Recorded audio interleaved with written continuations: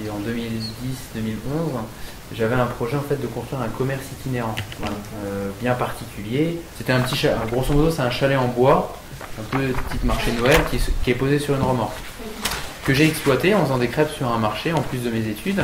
Et en fait, j'avais quasiment plus de personnes qui venaient par rapport à, on va dire, le côté atypique du véhicule que limite pour m'acheter des crêpes.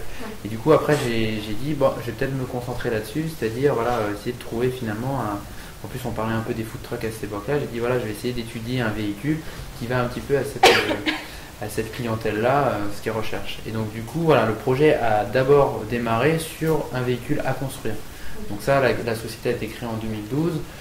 Sur la fabrication justement de remorques, parce que derrière la tête il nous trottait l'idée de développer une chaîne de restauration. On s'est dit bon bah voilà, on a un véhicule qui est atypique qui nous appartient, autant dériver sur un côté restauration qui nous appartient aussi, puis finalement réunir les deux sur un même projet. Voilà, on a fait une première année d'exploitation alors qui a été un peu en dents de scie sur plein de choses, c'est-à-dire qu'on a testé beaucoup de choses. On a été au début sur les universités, donc on a testé ça auprès des étudiants. On a fait aussi pendant cette année-là des manifestations privées de type mariage, enfin ce que font les traiteurs aujourd'hui, mariage, anniversaire, séminaire, aussi bien pour du particulier que du professionnel. Et on a fait aussi de la grande manifestation publique, des festivals, les années jouées, Terre du Son l'année dernière.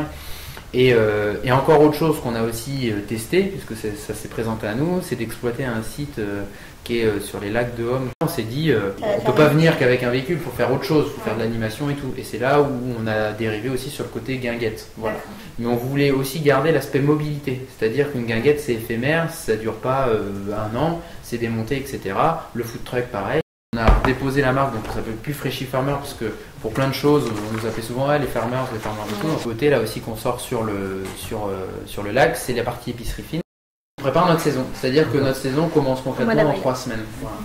En 3 semaines, on commence au printemps, et après, effectivement, on a une exploitation, on fait Vitiloire, on fait Terre du Son, ça c'est pour le festival, on a des prestats privés, et puis après on attaque la guinguette à partir du 1er juin. Voilà.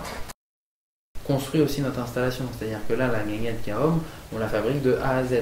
On fait venir tout brut, des conteneurs, et on les habille, on pose les menuiseries, on fait tout.